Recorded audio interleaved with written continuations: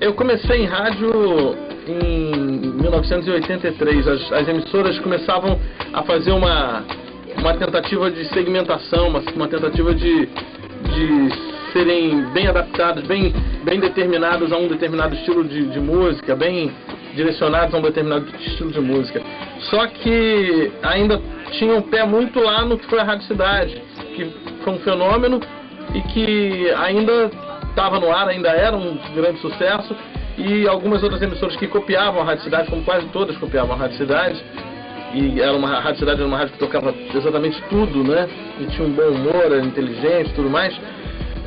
As emissoras ficavam tentando sair desse modelo um pouco para diferenciar, né? Uma das primeiras que conseguiu foi a 98, e pegou o primeiro lugar da Rádio Cidade exatamente nessa época, em 82, 83, né? Ficou até 1997, 98 em primeiro lugar, por conta exatamente dessa tentativa de segmentar, de mudar, fazer uma rádio diferente do que era a Rádio Cidade na época.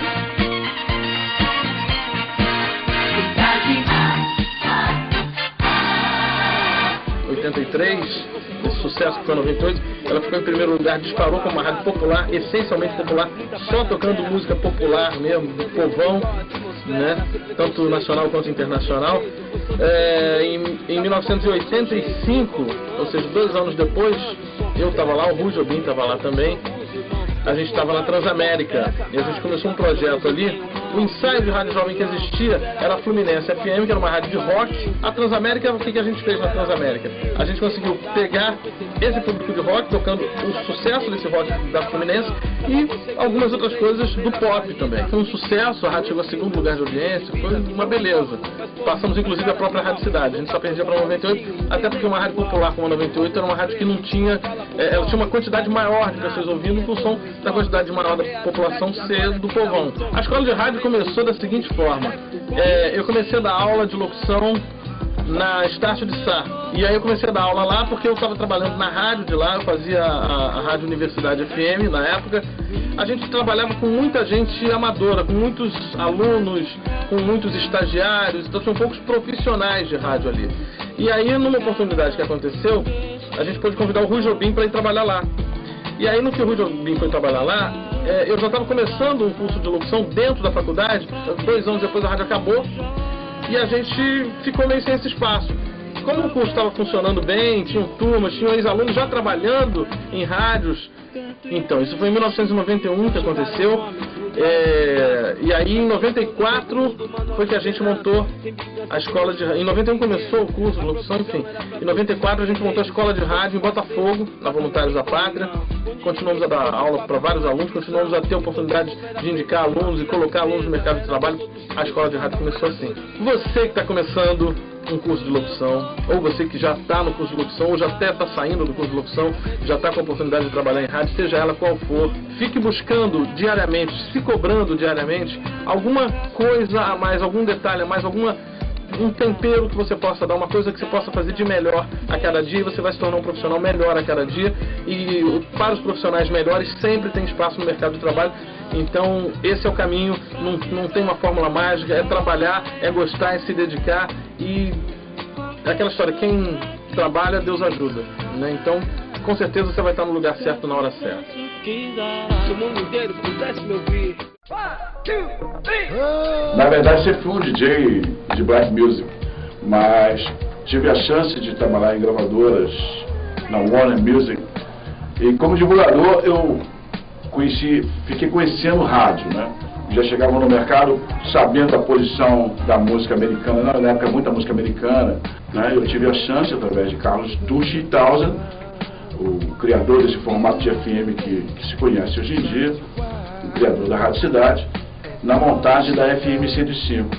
E lá eu me tornei um programador, e um dia eu falei assim: poxa, Barão, você já sabe tocar, por que você não vai para o microfone?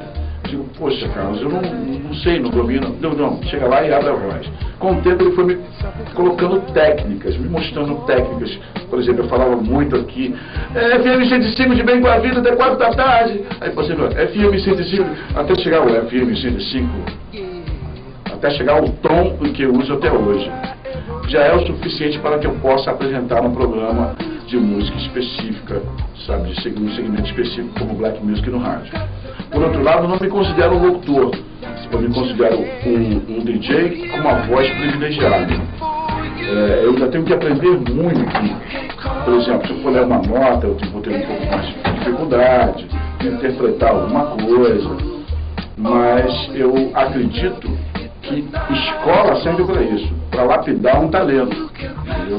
Uma escola de rádio serve para isso. Eu, inclusive, estou querendo me inscrever na escola do Rui aí para me dar certos toques, assim. Você tem que aprender. Existe toda uma estrutura, todo um conhecimento, e que, infelizmente, o talento não consegue passar por cima disso. O talento ele é trabalhado numa escola de rádio. Meu nome é Corel, tenho 53 anos e 30 anos tocando Black Music.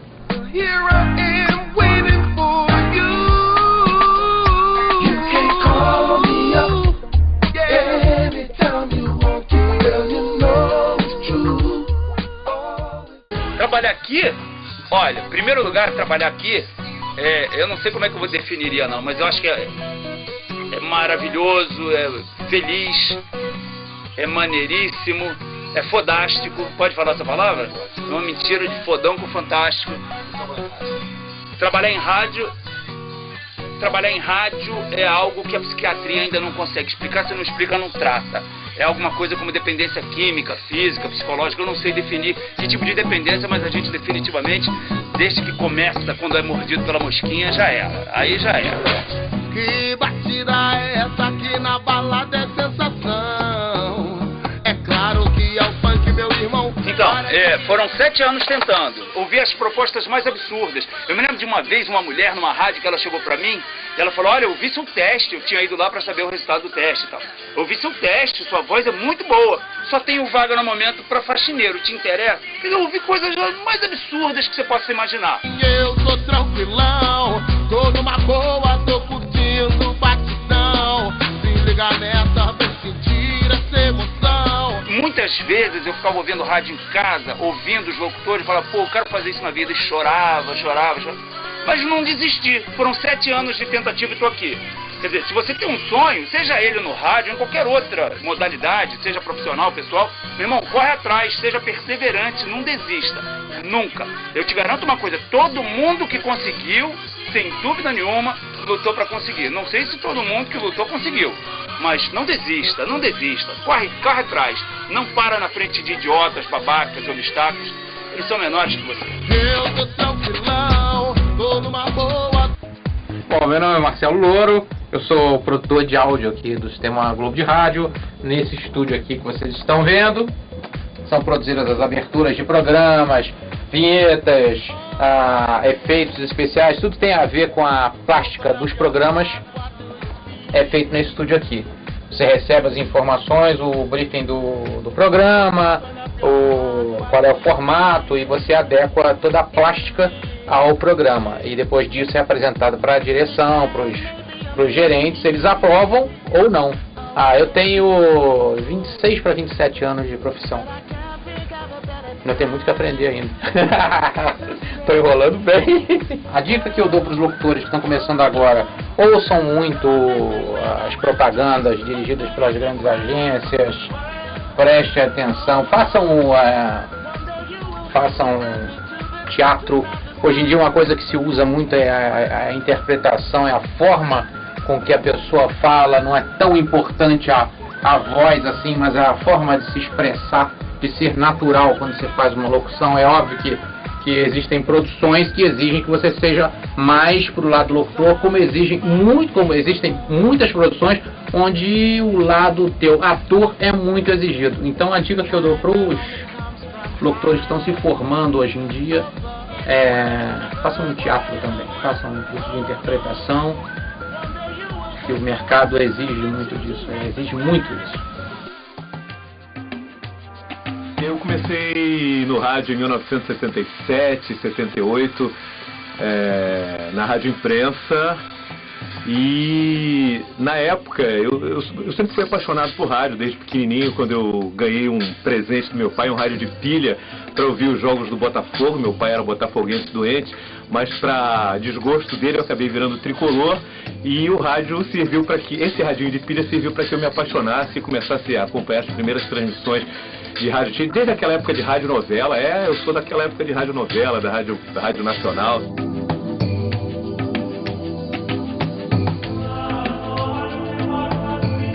Mas eu acompanhava teatro de mistério.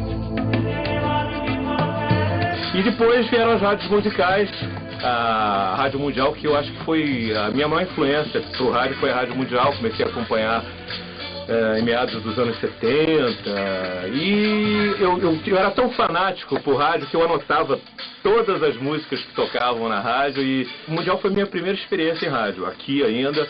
O Renato, fiz folga, fiz férias na Rádio Mundial durante um mês, e aí depois surgiu a oportunidade para eu trabalhar na Rádio Imprensa com a dona Eunice Cury. Na época tinha o seu Nelson Rivera, o seu Kleber, o pessoal da cidade, o Sandoval e o Romilson, saíram para fundar a Antena 1, e um pouquinho depois, um ano e pouco depois, eu fui trabalhar com eles. Bom, a internet, a gente está vivendo isso aqui agora na Globo FM. Eu te confesso que foi uma descoberta para mim, essa coisa de fazer rádio pela internet, porque quando a gente tirou a Globo FM quando a Globo FM saiu do dial, a gente não sabia ao certo o que ia rolar, né? E é muito gratificante porque a gente tem um contato direto com o ouvinte, fala com eles aqui no chat. A gente não está engateando, na verdade, nisso aí, né? Mas tá sendo um grande barato fazer rádio na internet, embora eu ainda prefira a rádio tradicional no dial. Eu espero que volte correndo. Quais conselho para quem está começando? Primeiro, eu sugiro que o pessoal faça a escola de rádio. Aliás, hoje em dia essa coisa de voz impostada é o que importa menos, né? Na época que eu comecei, o pessoal ainda dava muito valor a isso, e eu tive uma grande dificuldade para começar exatamente porque a minha voz era considerada leve para os padrões da época. Mas hoje em dia a coisa reverteu, né? A voz pesada, hoje em dia o pessoal tem um certo pé atrás. Mas eu acho que tem que estudar, tem que ler muito, ouvir muita rádio, ouvir muita música. É bom saber falar mais dominar legal o inglês, principalmente, que é mais usado, né? E essa coisa que eu falei de fazer escola de rádio, é importante você ter contato com profissionais que fazem rádio. E na escola de rádio você tem uma galera assim, né? Então o pessoal que está começando, mete bronca aí. Eu continuo acreditando no rádio, continuo apaixonado pelo rádio. Boa sorte para vocês.